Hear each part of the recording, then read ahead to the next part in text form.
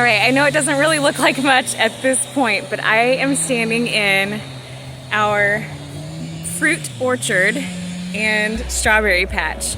My strawberry plants came in from Gurney's. These are bare root, and I've got Eversweet. I've got 25 of those, spaced 12 to 24 inches. Wendy, 25 of those, same spacing. This is the Whopper. I think I got a lot fewer of these. They're kind of a specialty. 10 of those. And then Ozark Beauty, 25 of these. I'm digging a trench in between my fruit trees and filling it with compost, and that's where these are gonna go. First row of strawberries is officially in. These are Ozark Beauty. I think these are an ever-bearing variety. Not 100% sure on that. I ordered 25 and I got shorted. I got 23. The roots were pretty dry. They are bare root, and the crowns were a little bit mushy. A couple of them looked questionable. So hopefully these guys will be healthy enough to grow pretty healthy plants. But there they are. That's the first one. So this is the apple and pear row, and that's Ozark Beauty. My son Ethan helped me finish this out last night. It looks so nice. Ethan and Eli actually helped. They filled in all these strawberry patches with compost between the trees. And so my job today is to finish planting the strawberries. And then we'll probably put cardboard on either side of these if we can find enough cardboard, and then mulch everything except right around the strawberries. That's going to be really nice. I found my Gurney's catalog to help me remember which one's which. So Eversweet is an everbearing, which means it'll make fruit all summer long. And then these ones are June bearing. These make a lot more fruit, but mostly just in June or all at the same time. And so I'm actually going to put these two on the farthest away rows from the house. That way, when these everbearings are fruiting, we'll be able to notice because we'll see them. They'll be closer to the house. That's my thought around those. These ones, I only have 10, and so I'll probably space them out a little bit more. They make really massive strawberries. And then the Wendy's. I couldn't find Wendy in this catalog that I have, so it must be a fairly new variety to this place. Unless it's like on the back. Nope. Anyway. Alright, these are the Eversweet, and they are looking much more healthy than the ones I opened yesterday. Those were the Ozark Beauty, and they were looking a little mushy, so I may have to contact the company and let them know about that. But these look very good. They have these little sprouts coming up, and for the most part, I can't really tell. These are drying out just a little bit, but we'll get them in the ground this morning. I found this is the easiest way to just space them out before I plant. So I've got 4 sections here, and I ordered 25, which means I can fit 6 in each section with 1 extra in one of them.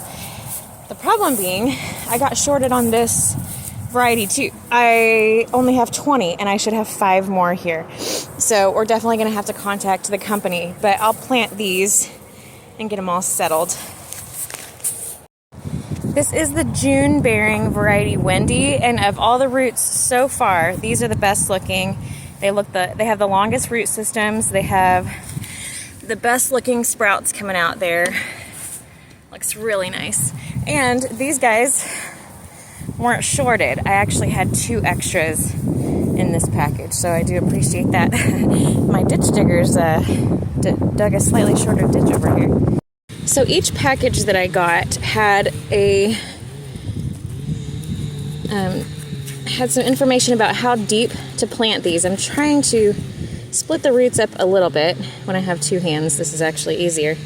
But on this one, the Wendy, it said to put the crown at soil level. So you have your root and your crown is like this little hard lump right there. So I'm going to do my best to keep that at soil level.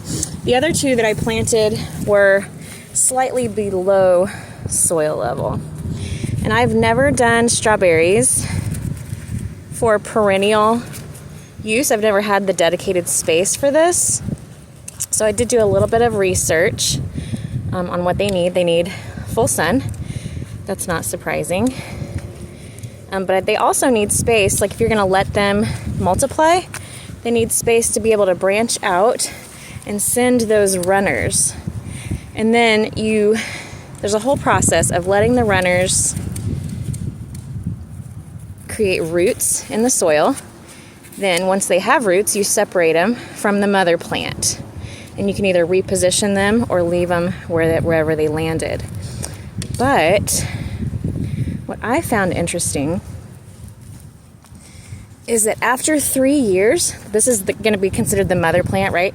After 3 years, the mother plant is spent. And so you really should replace your mother strawberry plants every 3 years. So I thought that was really interesting. So they're not forever, but they will continue to multiply. So if you just leave it, you probably wouldn't even notice that the mother plants are being taken over by the baby plants at some point. I got the whoppers all spread out, and I gotta say, these are very healthy looking plants. Look at that beautiful red stem. But once again, I'm really glad I counted, because even though I was only supposed to get 10, I only got 9. So, yep, Gurneys, you're getting a call from me.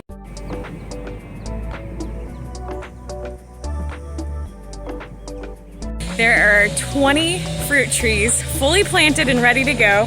Okay, maybe we're gonna have to replace a couple more coming up.